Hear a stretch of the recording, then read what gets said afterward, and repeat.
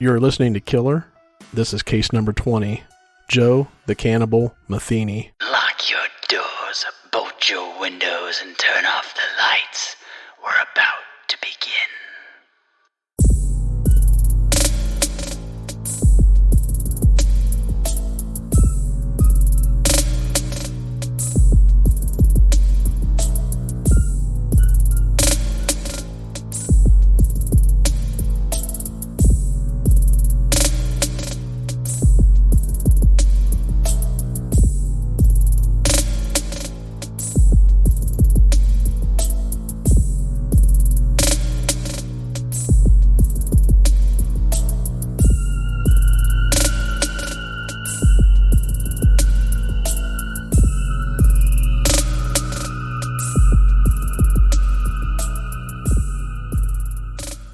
Joseph Roy Metheny was born March 2, 1955, and was from the Baltimore, Maryland area.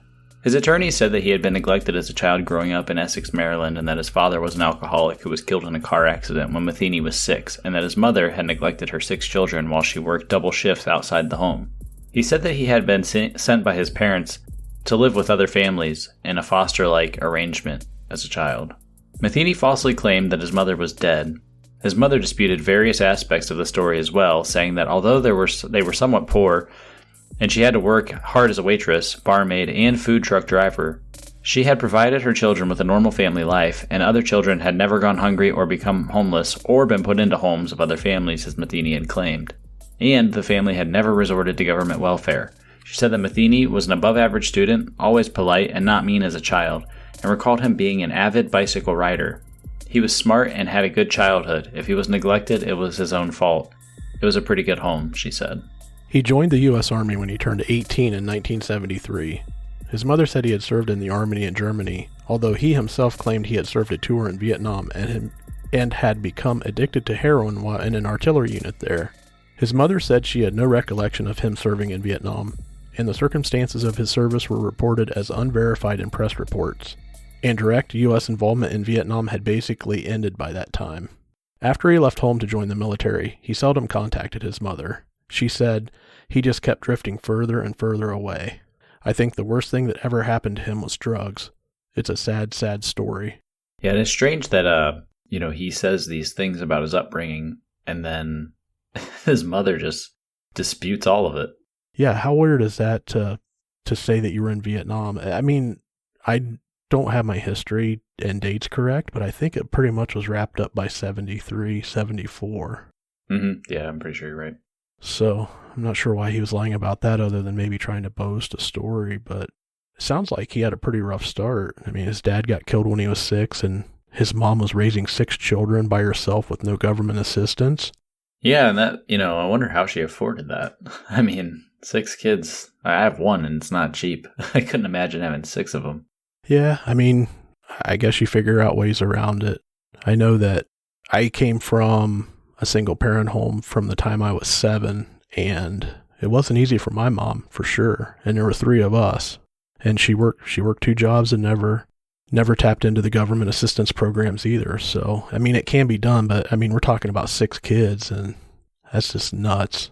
Yeah, absolutely. And, I guess, depending on what his stance is, I mean, being neglected could mean many different things. Like, was it that she just wasn't there to give him constant attention, or was it more or less like, were they really neglected, like she didn't do enough? And, when you're going to ask a mother and call her out, she's going to defend herself. Like, if she's busy working all the time and looking to the other kids to, help out and, make sure that they pull their weight and, watch the rest of the kids, the older ones watch the younger ones and that kind of thing.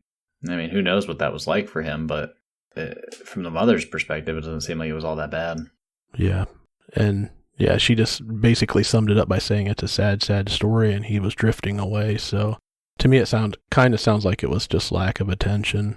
He was just left free to do what he wanted to do and went and did his own thing and probably ran into either some bad people or just bad influences in general, and things spiraled from there.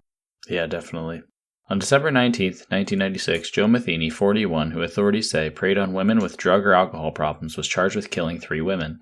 Metheny was first arrested for the slaying of a 26-year-old woman whom authorities said he met at the Borderline Bar and Restaurant in Arbutus, a Baltimore suburb. The decomposed body of the woman, Kimberly Spicer, was found under the trailer less than 10 feet from Metheny's own at the Joseph Stein & Son Pallet Company. Metheny was also charged in the killing of Tony Ingracia, a 28-year-old woman whose body was found in 1994 near Interstate 95, a short distance from the company. She had been stabbed and strangled. The third charge concerns a decapitated body of an unidentified woman. Police are also looking for the remains of a fourth victim, a man, after Metheny allegedly confessed to killing him. Joe Metheny reportedly has confessed to killing 10 women in the Baltimore area and has been indicted in the murders of Kimberly Spicer, Tony Lynn Ingracia, and Catherine Magaziner. Apparently, after spending time with his victims on what appeared to be casual, normal terms, Metheny felt compelled to strangle the women. So this next part that we're going to cover is the Roy Metheny confession, and then the second part of which is where he's telling his story. So we'll start with the confession and talk a little bit about that, and then jump into the actual words from Joe Metheny telling his story. To start out, I will tell you about myself at the present moment, which is locked up. I am 48 years old. I weigh about 450 pounds, and it's not all fat. I've been locked up for almost 8 years now, but when one has been sentenced to a couple of life without parole sentences, time doesn't matter anymore. I have no problem with being locked up, for no one put me here but myself, and I deserve to be right here where I'm at, because I had 12 law-abiding jurors that told me so in a couple different cases. Ha ha. I was only convicted of 2 murders and 1 kidnapping for the one that got away. I got 50 years for her. The first murder I was sentenced to life without parole. The second one, they gave me the death penalty. I sat on Maryland's death row for 3 years, and then they overturned my sentence and gave me another life without parole and sent me down here for the rest of my life. I killed 7 people, 3 men and 4 women. 2 men I chopped up with an axe under a bridge in South Baltimore. I was found not guilty for them because they couldn't prove I did it. Under that same bridge, I also killed 2 women and 1 man who was fishing, who just happened to be in the wrong place at the wrong time. I weighed their bodies down and put them in that river. I showed the police where I put them about 3 years later, but they couldn't find them, so they could not charge me for them. My murder rampage started out as revenge, but ended up as a passion for the taste of blood and the overwhelming sense of power one gets from taking another life. That's a lot to unpack.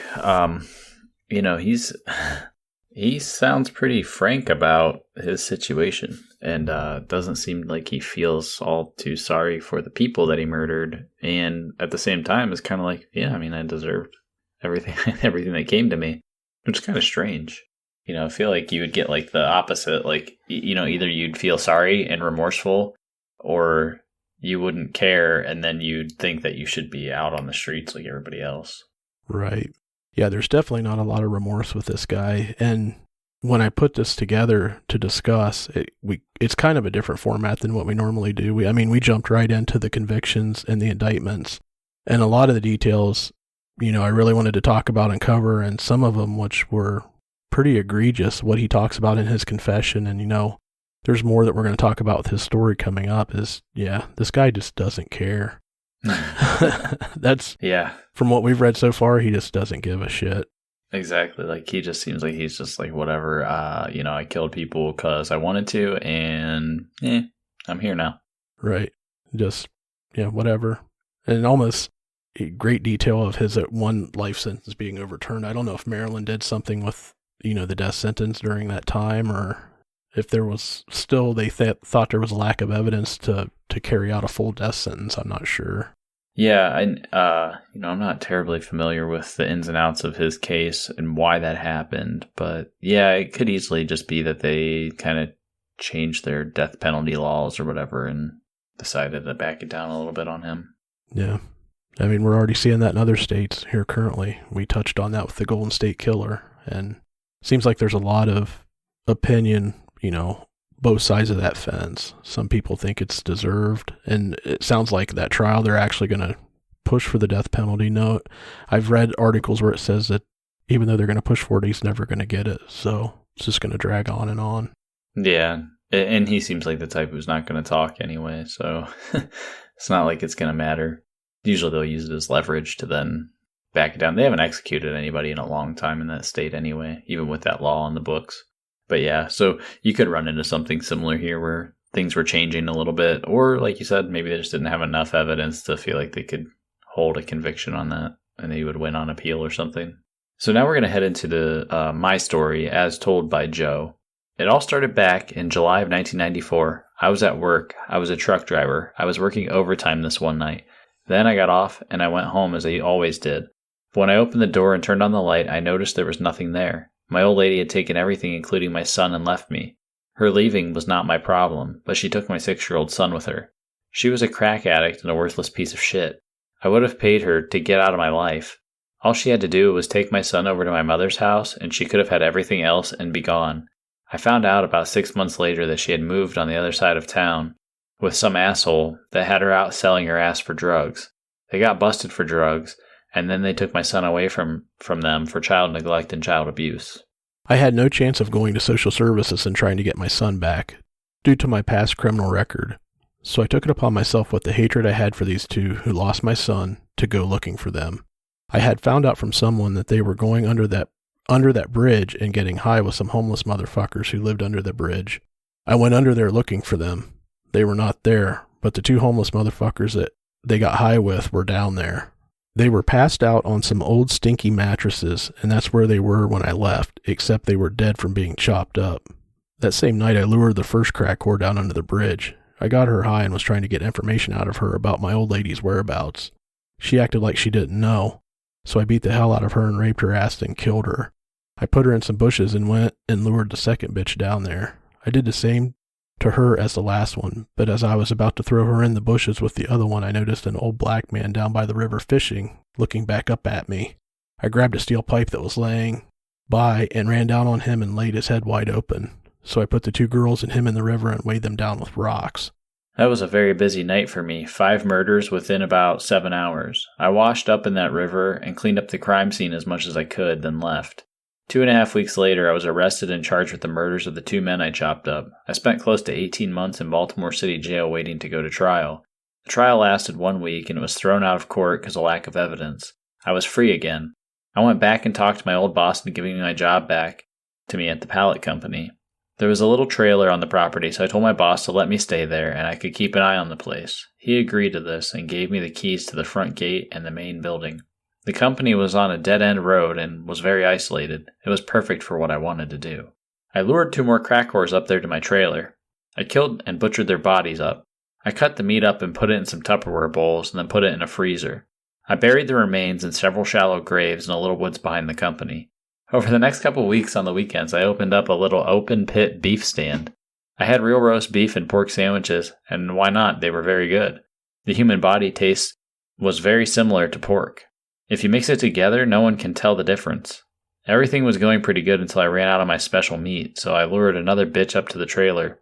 I got her in there and started to rip her clothes off and knocking the hell out of her. She was screaming, but there was no one around to hear her except for me, and I just kept on laughing at her. I turned around for a split second, and that was my mistake, for she ran out the door before I could get to her. There was an 8-foot chain-link fence with barbed wires on the top of it around the front of the company. There was a stack of wooden pallets next to the fence about 10 feet high. That bitch scaled those pallets like a monkey and jumped the fence and ran down to the main road where some guy in a pickup truck picked her up and took her to a nearby gas station where they called the cops. Well, I knew the cops were on the way, but I didn't run. I gathered up her clothing, grabbed the keys to the gate, and went out and opened it. Soon as I stepped out the gate, a cop car pulled up, and the cop jumped out and pulled his gun on me and told me to get on the ground. And that is where it all came to an end. They took me down and booked me. She had told them that I said I was going to kill her like the rest, which was true. They had me sitting in a little room down at the homicide drilling me and damn near kissing my ass, trying to find out what I had done. They pulled me out of city jail every day for a month, taking me back and forth between the company and the bridge. I had them going crazy over at the company digging up the remains of those 2 bitches there, because I had their remains buried in 7 different holes. The only thing I feel bad about in any of this is I didn't get to murder the 2 motherfuckers I was really after, and that's my ex-old lady and the bastard she hooked up with. Well, that's my story, horrible but true. So the next time you're riding down the road and you happen to see an open pit beef stand that you've never seen before, make sure you think about this story before you take your next bite of that sandwich. Sometimes you never know who you may be eating. Ha ha. Well, that's pretty rough. So, I mean, there's so much going on in this story that this guy's telling, and it's just like, I don't know. Do you get a feeling that he's just like making some of this shit up? Like, yeah, he murdered people, but like, I feel like he's making it like more than it was, almost. Maybe some of it, but do you think that he really did cut those people up and serve them on sandwiches? It sounded like a pretty elaborate, I mean, not really, it doesn't really sound like an elaborate scheme, but I mean, he claims that he knows what they tasted like. You mix them in with a little bit of pork and you can't even tell. So according to him, he ate it too. That's what makes me wonder if this is real, like this part of it. Like, obviously he's killing people, but he almost seems like the kind of guy, like if you listen to the very beginning where his mother's disputing like 90% of what he's saying, and then, you know, he goes and tells you these kinds of stories. He sounds like these stories sound to me like completely made up and boasting, like to just make himself sound like he's more of a badass. Like, yeah, he murdered some people, but I don't believe that he like was selling people in an open pit barbecue stand on the side of the road. I just don't believe it. I mean, maybe it's true. I don't know. I haven't done any of the research to find out whether or not that's been verified, because maybe it has. I probably should look, but I don't know. I don't necessarily buy it. Yeah, I don't know. I think it could be possible because, I mean, if he did chop them up, I mean, they said he did chop them up with an axe. I'm sure they had the evidence there to show that was how they were dismembered or whatever he did to them. But that's, I mean, we've had, one case right now where we know where Pork Chop Rob, he was grinding up people and taking them to the refectory company and serving them to their own family, for Christ's sakes. I mean, I get it's possible. Yeah, I mean, I guess, but all this stuff is coming from him. Like, nobody proved it, as far as I know, you know? And so, I don't know. I have a hard time really believing his story. I have to believe, though, like, to some degree, that because it's out there so much and no one's really refuted it from what I've researched and seen, like, I haven't really seen a whole lot of people, like, saying, like, nah, that did not happen. I don't know. It possibly happened, I guess, but it's really hard for me to tell for sure. I'm skeptical. How about that? Yeah. Probably the thing that irks me the most is if the story is true, and look at the other case, like I just said, we look at Pork Chop Rob and what he did. How many instances do you think that something like this has happened where the person hasn't been caught and people have eaten this and not known it? Oh, man. I don't know. I don't think...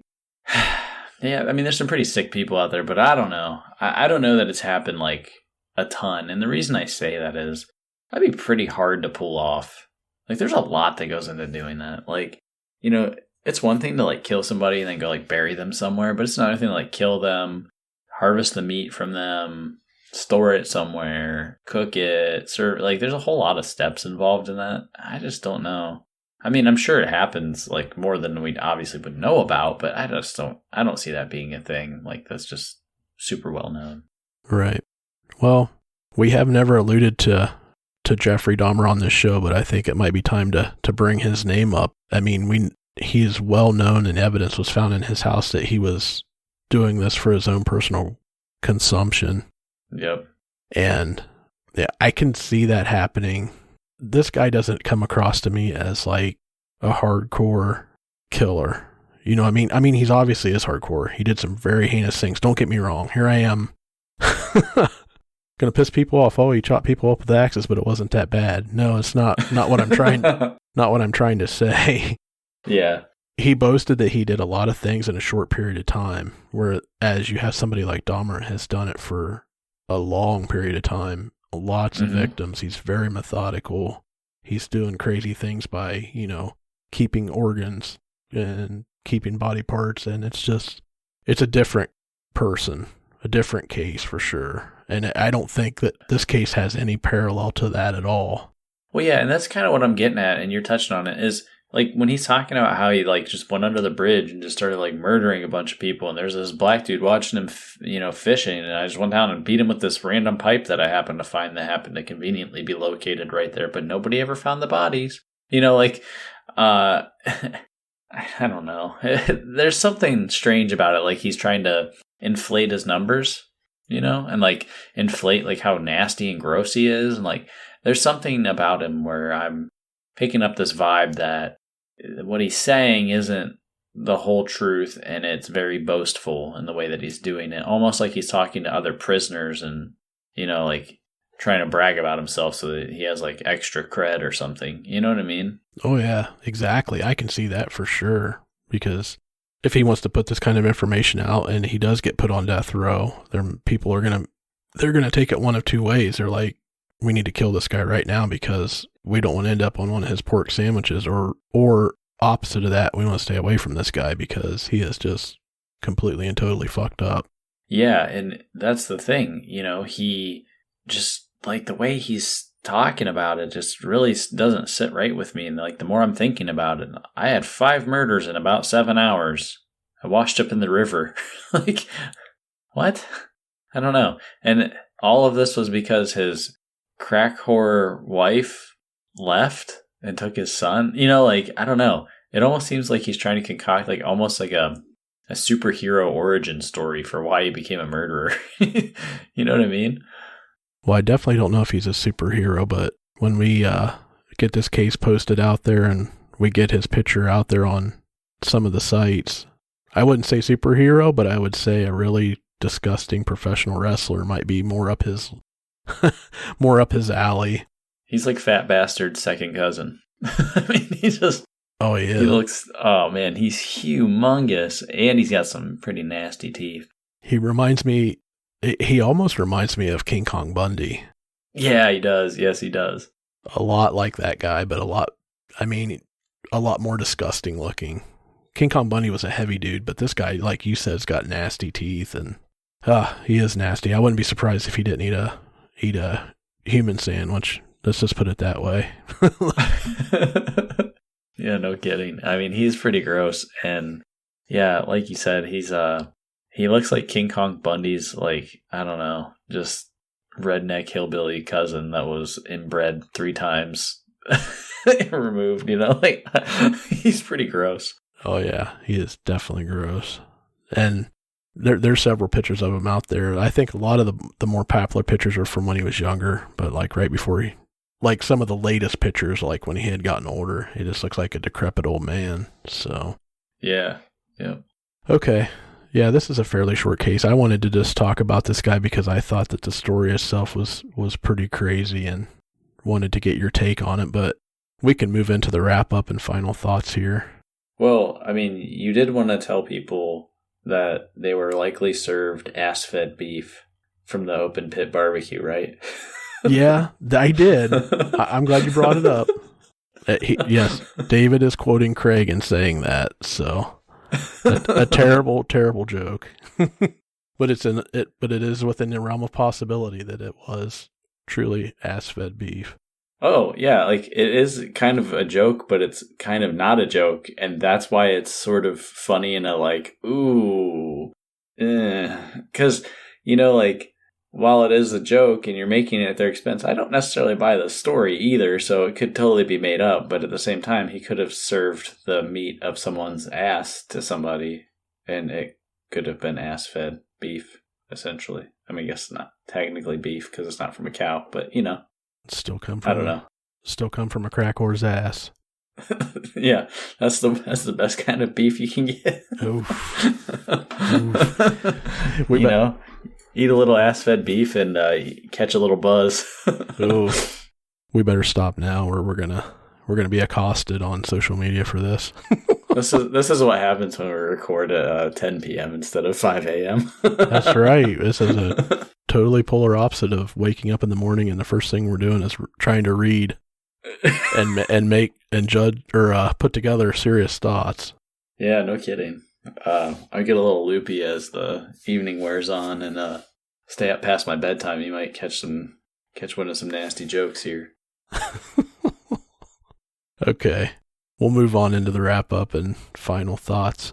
Metheny used graphic language in begging the jury for the death penalty, and at one point said, "The words, 'I'm sorry,' will never come out, for they would be a lie. I am more than willing to give up my life for what I have done, to have God judge me and send me to hell for eternity." He later said he killed because I just enjoyed it. He was serving life in prison after having his death penalty sentence in the murder of Magaziner overturned on July 24, 2000, before being found dead in his prison cell at the Western Correctional Institution in Cumberland, Maryland on August 5th, 2017, at the age of 62. Yeah, so, I mean, pretty much summed up what I was picking up from the whole narrative to begin with was this dude is not remorseful for anything that he ever did. Nope. And he essentially pleaded for the death penalty, which is what kind of shocked me on why they overturned it. That's interesting to point, because if somebody admits to doing something like that and they show zero remorse for what they've done and they ask to be put to death, why doesn't the judicial system grant them their wish if that's their final wish? Yeah, it is kind of strange that you can be convicted of all of these things and then you want to be put to death and nothing comes of it. Right. And I am trying like hell right now, sorry, to look up. There was a case not that long ago, and I think the guy ended up committing suicide in prison, but he had essentially begged for the death penalty for years, and I cannot remember the guy's name to save the life of me. Yeah, I don't remember that either, but I do remember the details of what you're talking about. And yeah, there was somebody who was like, yeah, just please put me to death. Just do it. And they wouldn't do it. And so that dragged on for a while. Yeah, countless interviews. The guy said, I am guilty. I did this. I can't live with myself. Just put me out of my misery, basically. Yeah. Yep. Yeah, it's strange how, you have some of that stuff take place and like there is no recourse for it. Like, I don't know, it's strange in a way. Like, yeah, you found me guilty of all this stuff. You've got me sentenced to death, but you won't just move me to the front of the line. Yeah, I'm sure there's some kind of logical or good reason why they don't. I don't know why they don't, but I don't know if it's a matter of, something happening where they're afraid the family's going to file a lawsuit against them and saying that he wasn't allowed to have his due process, even though that's what he requested or she requested. It could be, male or female, I guess, is requesting the ultimate punishment. But I don't know how those things work. It just seems asinine to me to drag on a death penalty case for 10 to 15 years when somebody is ready to, basically be ready to hand down their punishment and get it over with. Why waste the time? And at the same time, though, you got to remember, when somebody wants to die like that, you almost don't want them to because it's more of a punishment that they stay in jail. And the whole point is to be punished. Yeah, that's true. That is a good point. It's almost like you're torturing them in a way. We could do this if we wanted to, but we're not going to because we know that's not what you want.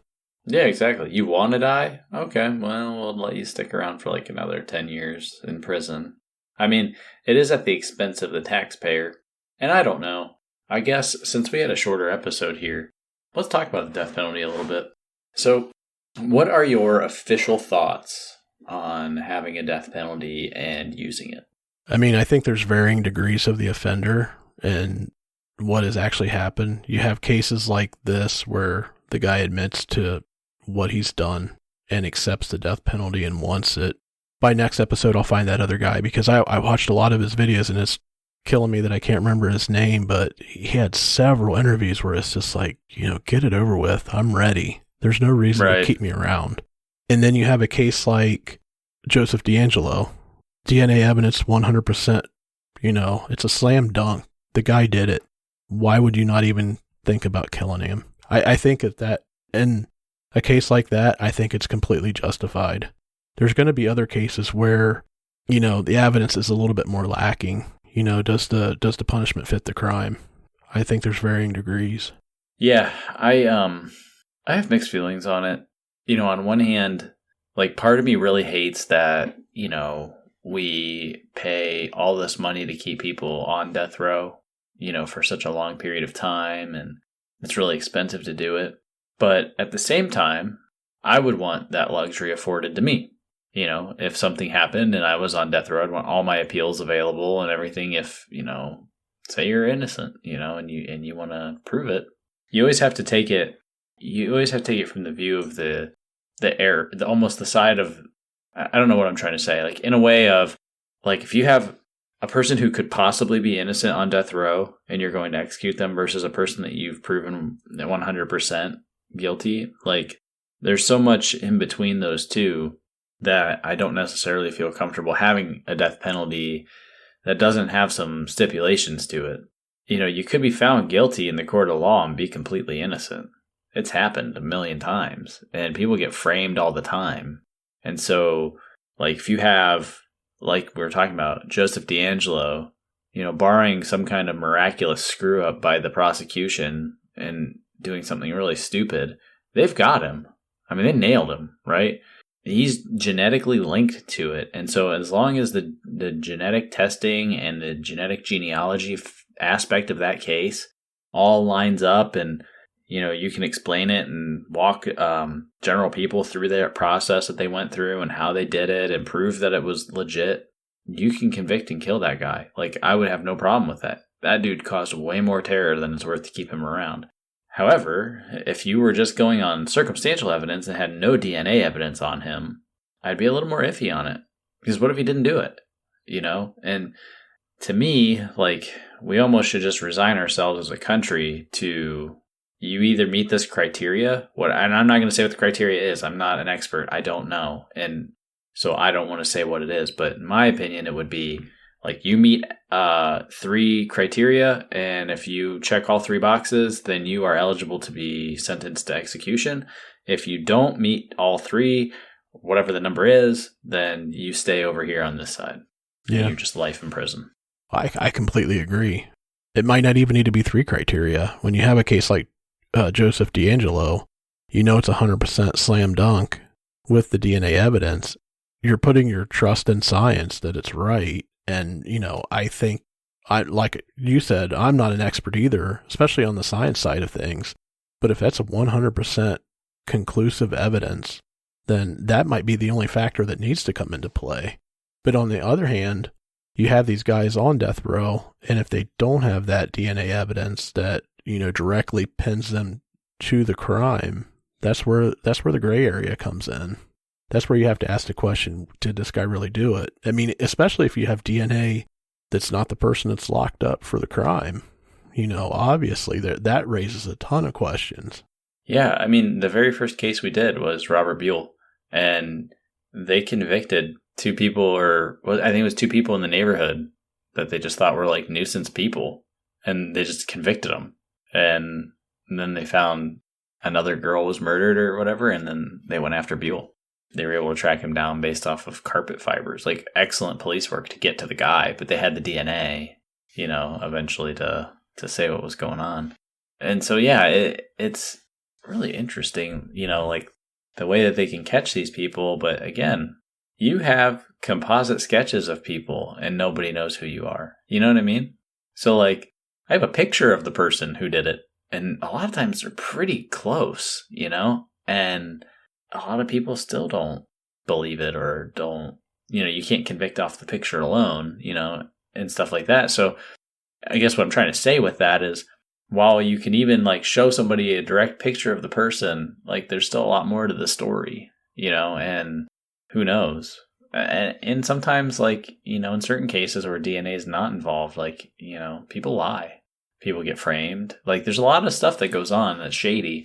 And I would hate for people to be put to death who were truly innocent. Yeah, I'm sure it's happened though, unfortunately. And that's the bad side of it. I'm sure it's happened. Yeah, and how bad would you feel if you executed a prisoner and they weren't even guilty to begin with? I mean, how many stories have we seen in the news where, like, a guy gets out of jail after 20 years in jail because he was innocent the whole time, but just lost, and then goes and sues the state and wins, like, $2 million or whatever. It's like, I wouldn't want that $2 million to trade my freedom for 2 decades. Yeah, essentially, in some cases, it could be half of your lifetime. Yeah, exactly.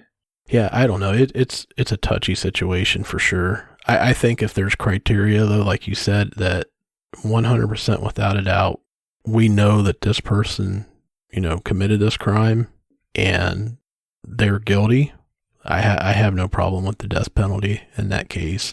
I do have a problem, just like what we've been talking about. If there's any slight hint of maybe this person didn't do it, maybe that's somebody else, or maybe they are just an accomplice.